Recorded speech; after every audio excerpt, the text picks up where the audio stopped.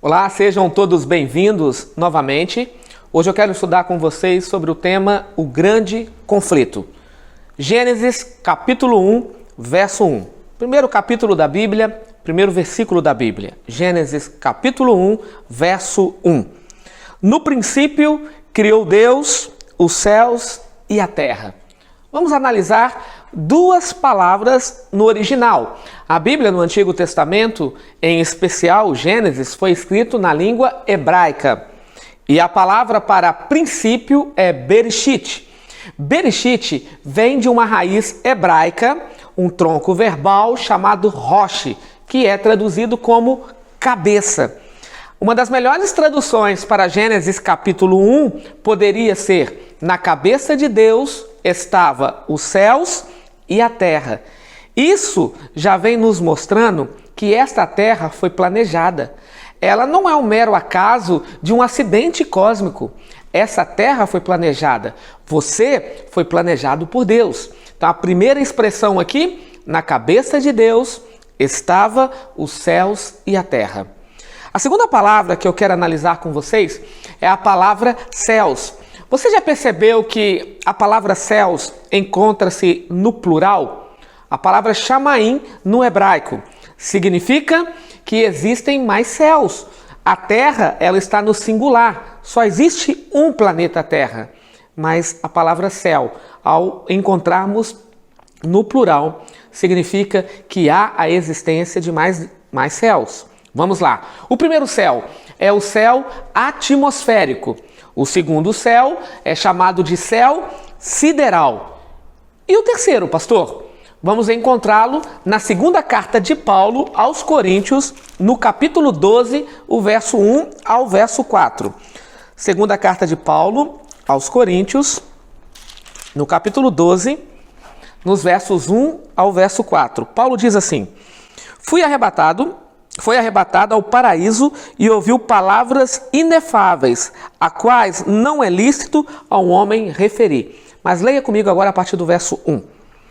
Se é necessário que me glorie, ainda que não me convém, passarei as visões e revelações do Senhor. Conheço um homem em Cristo que há 14 anos foi arrebatado ao terceiro céu. Lembra que eu li o verso 4 chamando de paraíso? A visão paulina para o terceiro céu é chamado de paraíso. Essa expressão do apóstolo Paulo, a mensageira do Senhor Ellen G. White, ela chega a dizer que é uma linguagem usada pelo apóstolo Paulo para falar do santuário celestial. Paulo, ao ver o santuário no terceiro céu, ele chama esse local de paraíso. Esse é o nome usado por Paulo. Quando olhamos para o livro de Êxodo, no capítulo 15, no verso 17, Moisés chama o santuário de habitação de Deus, que ele estabeleceu com suas próprias mãos. Então Paulo chama de paraíso e Moisés o chama de habitação de Deus. É por isso que Moisés, em Êxodo 25, verso 8, ele escuta do próprio Deus dizendo: e me farão um santuário para que eu possa habitar no meio do povo. Este foi construído por mãos humanas, mas o santuário celestial foi estabelecido pelo próprio Deus. Êxodo capítulo 15, no verso 17. E a linguagem de Isaías? Isaías, no capítulo 14, verso 13, ele chama o santuário celestial de Monte da Congregação. O que é uma congregação? É um local que as pessoas se reúnem para congregar, para adorar. Então eu quero repetir. Paulo chama o santuário celestial de paraíso, Moisés de habitação de Deus, Isaías, monte da congregação. E Ezequiel, capítulo 28, no verso 14, chama o santuário de Monte Santo de Deus. Um detalhe, sempre que estudamos sobre o santuário, temos uma tendência em explorarmos o sacrifício, os utensílios, o ritual, as festas. Mas lembre-se, todo ritual, todas as festas, os símbolos, tinha a ver com o plano da salvação. O santuário celestial, ele existe antes da existência do pecado. Ele é a sala de controle de todo o universo. O livro Grande Conflito, na página 488, diz que o assunto do santuário deve ser e precisa ser melhor compreendido pelo povo de Deus. O santuário é a coluna dorsal da Igreja Adventista do Sétimo Dia. Se eu não entendo essa doutrina, a minha fé, ela pode estar correndo risco. O santuário, de maneira direta ou indireta, ele aparece na Bíblia, de Gênesis ao Apocalipse. O Éden era um tipo de santuário, o Monte Sinai era um tipo de santuário. Deus estava usando linguagens figurativas, chamadas de sombras, para que o povo de Israel pudesse entender o plano da redenção ilustrado no santuário. É por isso que Deus dá uma ordem para que Moisés pudesse construir um santuário na terra, segundo o modelo do santuário celestial. Êxodo capítulo 25, no verso 9. O verso 8, e me farão um santuário. No verso 9, o modelo do celeste. Então, o santuário celestial, ele, antes do pecado, ele tinha uma função. Era um local onde os anjos se reúnem para adorar a Deus. Quando surge o pecado, Deus implanta um santuário na terra com um método salvífico. Todos esses métodos chegavam na pessoa de Jesus Cristo, o Cordeiro de Deus que tira os pecados do mundo. Mas a pergunta é, pastor, mas como surgiu o pecado? Como surgiu o grande conflito? O grande conflito, ele começa no céu. E não no céu atmosférico, não no céu sideral, mas no terceiro céu, na morada de Deus, no santuário celestial. É ali que surge o pecado, no coração de um anjo. E esse anjo é conhecido como Lúcifer, anjo de luz, estrela da alva. Esse anjo, de acordo com a profetisa do Senhor, ele foi o primeiro anjo a ser criado. Ele era o aferidor de medidas. Sabe o que isso significa? Ele serviu como forma para a criação dos demais anjos. Ele era perfeito em todos os seus caminhos. Vestia com roupas de pedras preciosas. Não era um anjo qualquer. Esse anjo, ele habitava na presença de Deus.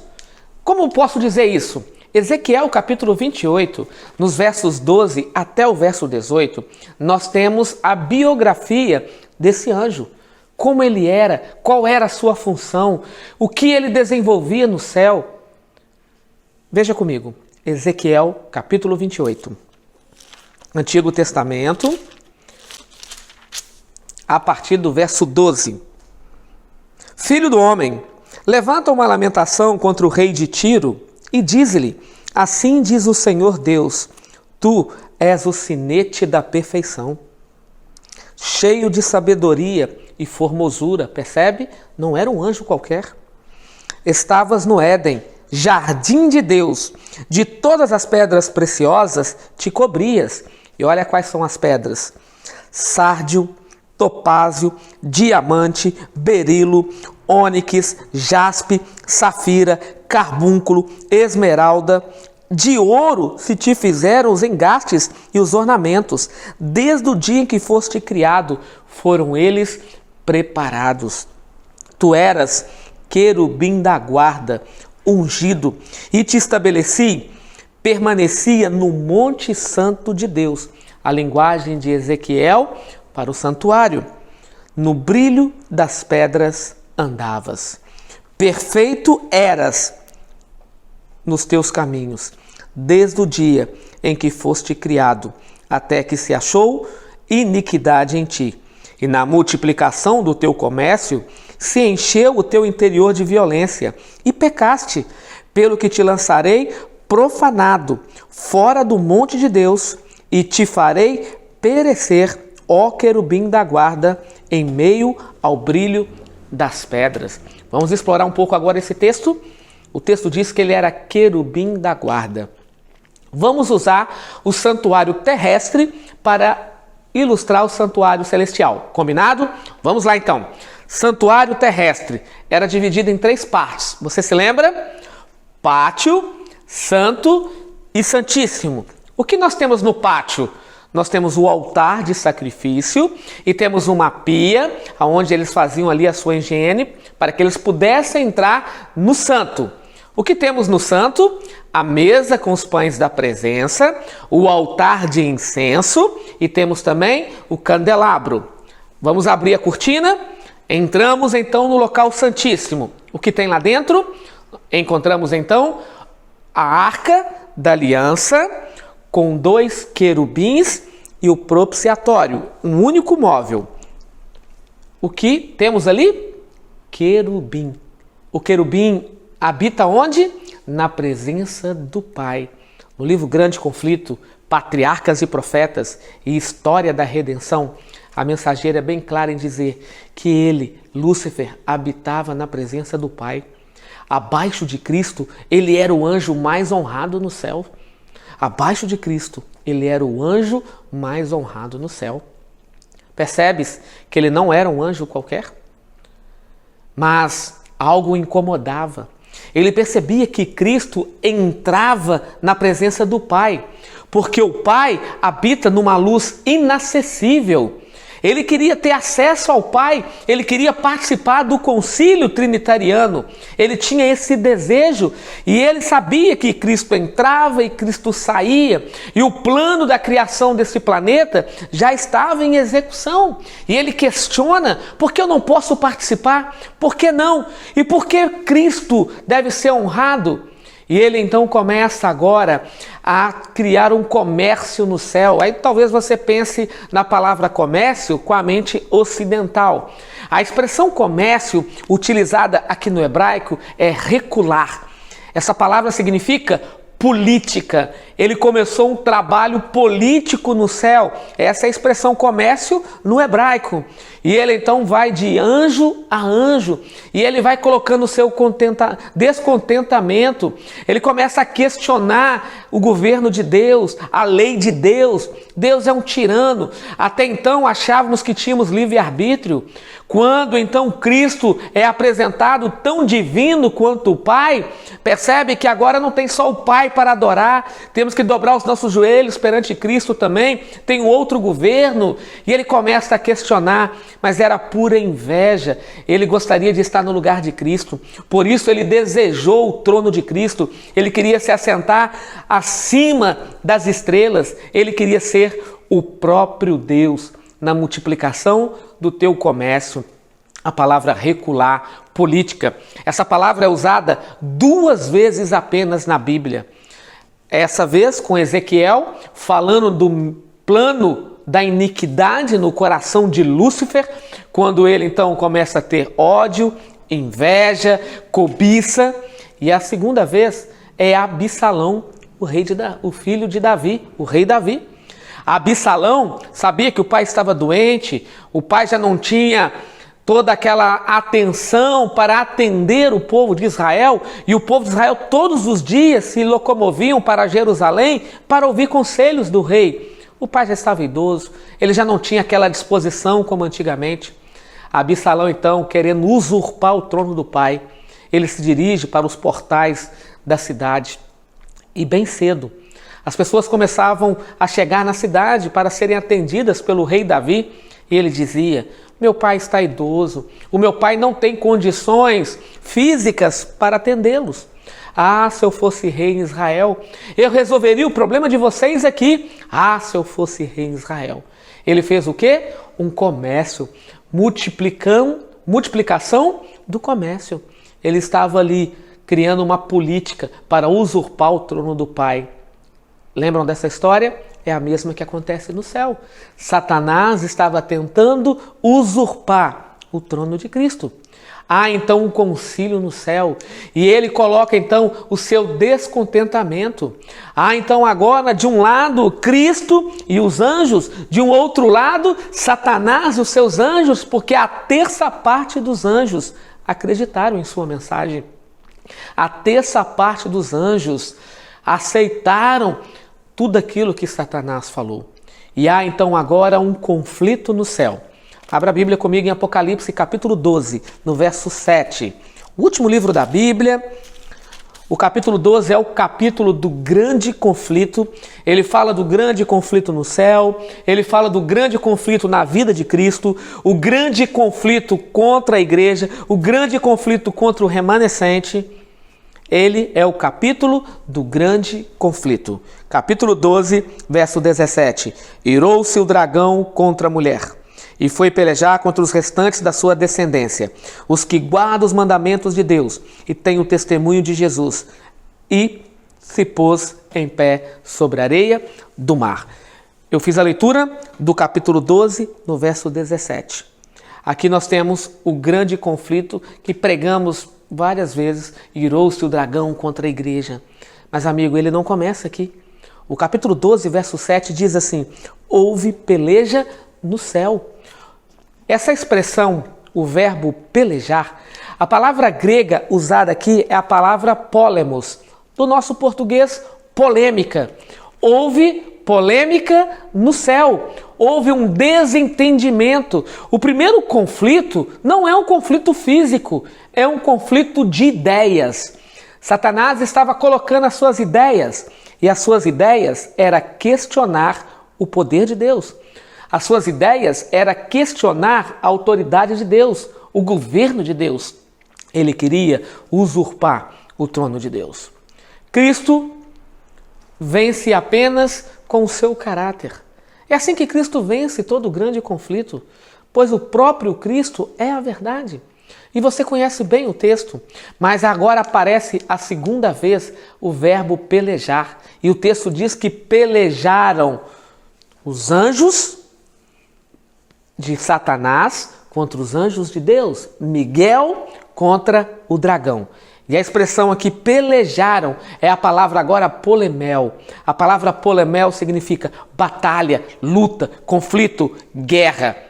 O primeiro conflito, ele é de ideias. Agora o segundo conflito é um conflito físico, batalha, luta, conflito, guerra. Sabe qual foi o resultado? Apocalipse 12 diz que Satanás é expulso do céu com a terça parte dos anjos. Ele é expulso do céu com a terça parte dos anjos. Agora tem um outro detalhe. A terra ainda não estava pronta. Satanás não foi expulso diretamente para a terra. Ele ficou vagando no universo. E nesse processo a terra estava sendo formada, a terra estava sendo criada. Deus então orienta o homem, orienta a mulher que houve uma batalha no céu, que só teria um local nessa terra que traria a batalha para a terra, que era justamente a árvore do conhecimento do bem e do mal. Mas Adão comeu o fruto, a mulher comeu o fruto, e eles agora transferem também o grande conflito para essa terra. Tudo aquilo que era perfeito, tudo aquilo que estava em harmonia do Criador com a criação, é separado agora por causa do pecado. É separado por causa do pecado. Então Satanás achava-se no direito de representar o planeta Terra no concílio celestial. Ele achava-se no direito de representar a mim e a você no concílio celestial. Lembram de Jó, capítulo 1, verso 6? Satanás, de onde vens? E ele responde, de rodear a terra e passear por ela. Ele estava prestando relatórios. Ele estava lá e ele achava que era moral. Entenda uma coisa, nem tudo que o mundo diz que é moral é legal. E muitas vezes nem tudo que é legal é moral. Deixa eu explicar. Para a nossa Constituição, pode ser até legal homem casar com homem, mas não é moral. Para a nossa instituição, pode ser legal casar uma mulher com outra mulher, mas não é moral. Percebe que há uma diferença? E ele se achava então no direito legal de estar no concílio celestial, mas ele usurpou, pertencia unicamente a Adão. E o texto é bem claro em dizer que os filhos de Deus estavam ali, eram relatores de outros planetas, eram os representantes de outros planetas. Era para Adão nos representar. Mas quem passa a representar a terra? Satanás. Lembra quando Cristo esteve aqui? Jesus, te darei tudo isso se prostrado me adorares. Percebe? Ele falando com o próprio Criador do universo e dizendo: Jesus, se o Senhor dobrar os joelhos aqui, eu te dou tudo isso. Lembram de João capítulo 12? Jesus disse: eu vi Satanás caindo do céu como um relâmpago. É expulso o grande príncipe desse mundo. Peraí, ele já não tinha sido expulso do céu? Qual é essa expulsão que Cristo está falando? Da onde ele estava sendo expulso? Do concílio celestial. Até a cruz, ele tinha acesso ao concílio celestial. Quando Cristo morre na cruz, Cristo compra esse direito. Cristo é o nosso representante legal e moral nas mansões celestiais, amém? É Cristo que nos representa. E o texto base para isso é Apocalipse capítulo 5, a entronização de Cristo como nosso representante legal e moral. Então a primeira expulsão de Satanás é do céu, a segunda expulsão de Satanás é do concílio. Mas nós encontramos mais uma expulsão. E João utiliza-se dessa linguagem agora no capítulo 12 de Apocalipse, nos versos 10, 11 e 12. E ele diz assim: eles, pois, o venceram com o sangue do Cordeiro. Sabe de onde Satanás tem que ser expulso agora? Ele foi expulso do céu, ele foi expulso do concílio, mas tem mais um lugar que ele precisa ser expulso: do coração humano. E o texto é bem claro em dizer: eles só o venceram por causa do sangue do Cordeiro. E essa vitória só pode vir através de Cristo Jesus. É por isso que Apocalipse capítulo 3, no verso 20 diz: eis que estou à porta e bato. Eu já vi muitos pastores, eu já vi muitos líderes usando esse verso fora do seu contexto. Sério. E fico triste. Uma vez eu estava numa igreja, um evangelista pregava e ele dizia: na porta de quantos Jesus está batendo aqui nesta noite? E vários homens e mulheres levantaram as mãos. E eu disse: misericórdia, se Jesus está batendo, ele está do lado de fora. E se ele está do lado de fora, quem está lá dentro? Percebe? Tem um local que Satanás precisa ser expulso: do coração humano. Porque o coração humano é um trono que pertence unicamente a Cristo Jesus. O coração é dele. E eu pergunto para você: não seria seu desejo em dizer para Cristo nesse momento: Senhor, o meu coração pertence a ti? Até agora eu tenho dado lugar para outro. Até então eu tenho me preocupado com tantas coisas e esqueci que em primeiro lugar, no trono do meu coração, precisa estar o Senhor. É o seu desejo nesse momento? Então feche os seus olhos e ore comigo. Senhor Deus e Pai, obrigado por estudarmos a Tua Palavra. Obrigado por entendermos que a vitória que é concedida a nós é a vitória de Cristo Jesus. É por isso que Paulo fala que em Cristo somos mais do que vencedores. Então ajuda-nos, Pai. Ajuda-nos a termos o coração limpo e o trono preparado para que o Senhor, unicamente o Senhor, possa ocupar esse local. Não permitas que o inimigo venha a ter vitórias sobre a nossa vida e que possamos vencer pelo sangue do Cordeiro. Perdoe-nos naquilo que temos falhado, pois nós te oramos no nome de Jesus. Amém. Ok, amigo? Deus te abençoe, um forte abraço e até o próximo vídeo.